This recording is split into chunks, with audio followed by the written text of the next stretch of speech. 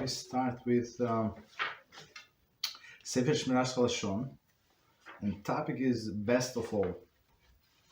Okay, so just to remind us, we were talking about the craft last time. What is the craft? Craft of silence. So it says, Shimon, his Rabbi Gamliel's son says, all the days I have been raised among the sages and found nothing better for oneself than silence. So it's from Pirkei Avos 117. So it's the famous line.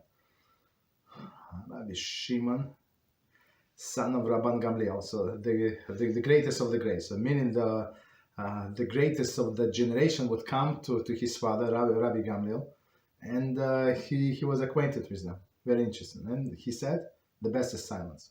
Rabbi Shimon is, in effect, saying, I was reared among the sages and had the opportunity to glean from all their precious, sacred qualities, right? And of all of the qualities, the art of silence is the most outstanding. So it's not because he was a little boy, right? It was because he was watching all of these great sages of his time. Right, and the best quality, one more time, and all of those qualities, the art of silence is the most outstanding. So meaning that you can see the person is very deep. Okay, so continue. Alternatively, Rabbi Shimon may have meant the following: the sages were the wisest of men, and surely did not engage in pointless conversation.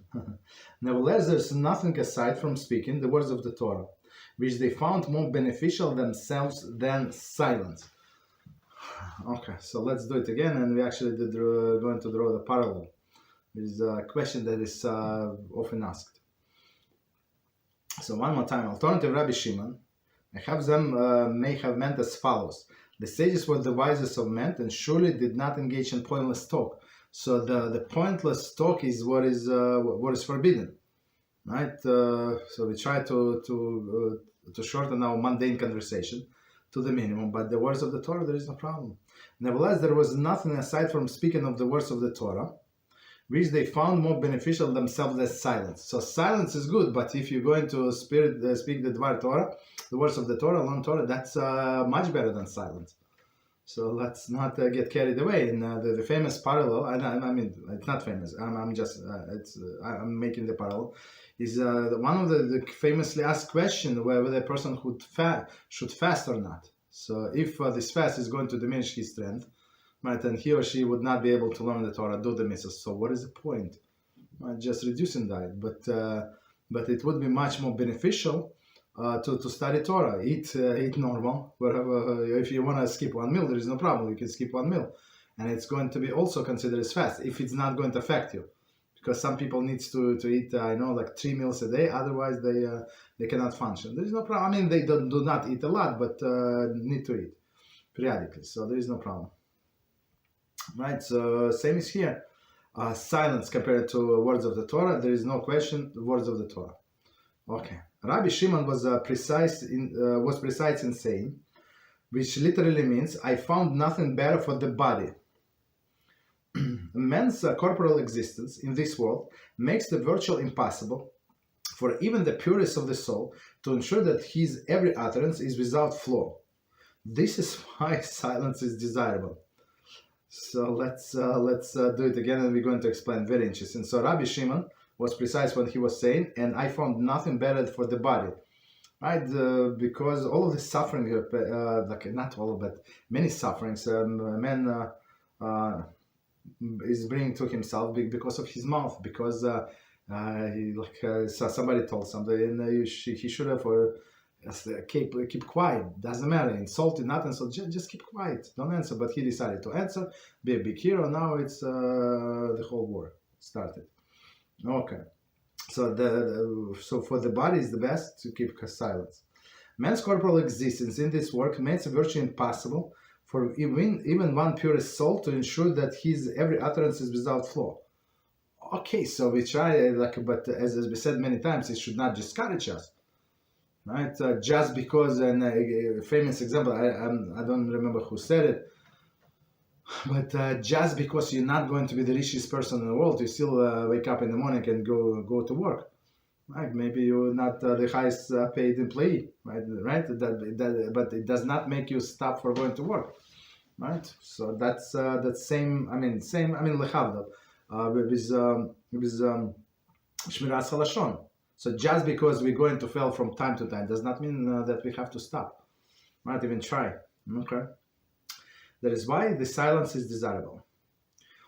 If such was true in the generation of Rabbi Shimon, whose sages were accustomed speaking only the words of true wisdom, then what of ourselves, whose minds are preoccupied with the matter devoid of substance and meaning?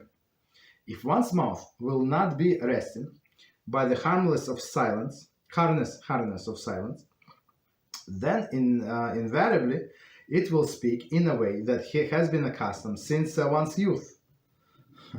And the loss will overweight the gain many times over. So let's do this paragraph again. We're going to explain. So it says, in such a way, if such a way is true in generation of Rabbi Shimon, so the greatest of the great, whose sages were accustomed to speaking words of the true wisdom, right? So I guess like in olden days it was a little bit easier, right? The best story, the best the most interesting things were in Gemara. Today they have like other things, other science, other people have movies, they have other things. They can get entertainment, but in olden days, if you want entertainment, read Gemara. It would be mind blowing, right? So if we don't let in other garbage, so it's still going to be mind blowing, right? Then what is ourselves, whose mind are preoccupied with matter of devout substance and meaning, right? So, but we also have to remember, just to comment on this verse, that life back then was easier. You don't have to make like. Have electricity like in your house. There is no electricity, no running water, no this, no that. So basically, like you would just collect people from your family, build a house, and live in there. 1 second. Technical issue. 1 second.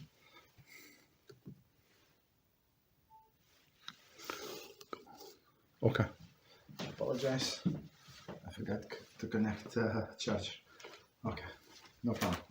So it was much easier to survive. Today we have all of these distractions. We're trying to make a living, sometimes even comfortable living, right? But this because of this, a person has many thoughts, right? Preoccupations, right? But if we just think that if Hashem was able to feed people in a desert for 40 years, so he can feed you now, right? Even if you have a job, so what is the problem?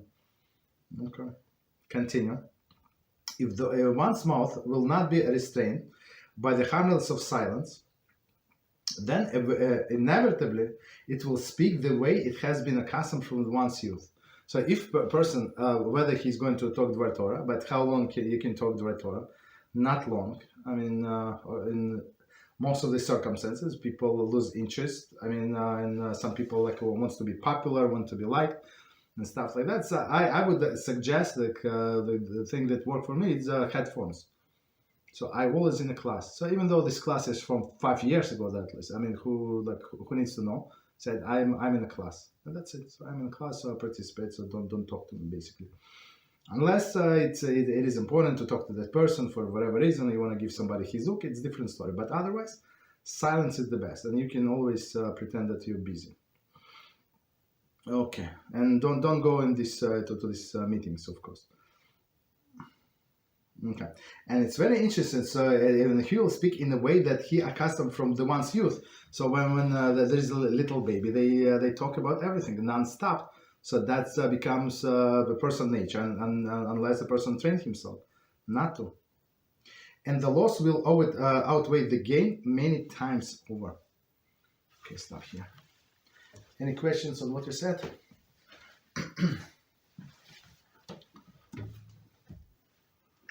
Yes, go ahead, please.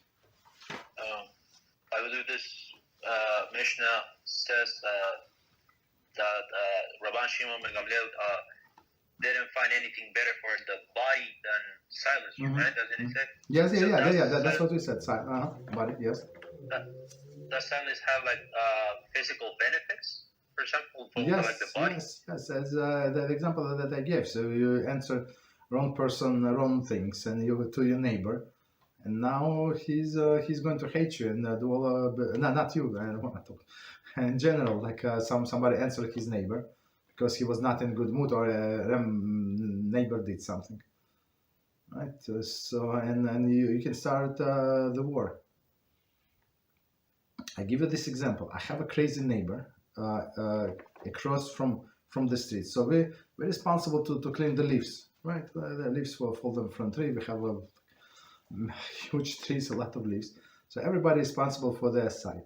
And that neighbor, like he bought, he and his crazy neighbor, unfortunately both of them not religious Jews, so they bought this leaf blower, and they blow the leaves from their property to the middle of the street.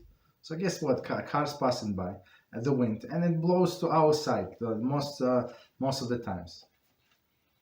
Of course, I like sometimes like I want to say something to the guy, like, what are you doing? You blowing the leaves from your property, but it comes to our side. Like, what is the point? But he's like very precise, like leave it on the middle of the road. Like, I don't know, like person devoid of wisdom, basically. I mean, clearly. Right, so of course I'm not going to tell them anything, but if somebody wants to tell, let them tell. But if you want the war with your neighbor, so you have to you be a big hero and come and tell him that about the leaves and this and that. So it's not worth it. So if like me and other neighbors, we just clean up. We don't care about this clown and the next to him clownness. You understand? So, but if we would say like I don't know what one guy on my block. He told the story. I don't know why they tell me the stories, but he was like parking and a little like and was blocking a driveway. Somebody like at night. The guy did not move his car at night, so they cut his tires. You understand? The tires cost a lot of money. I don't know how much, but it's a lot of money. So okay, so I mean they're crazy people. So if the more you keep quiet and don't start all the fights, it's better for your body. Not only for the soul that you're going to like suffer, but even for the body. Okay. So that's what we do. Thank you, Rabbi. You're welcome.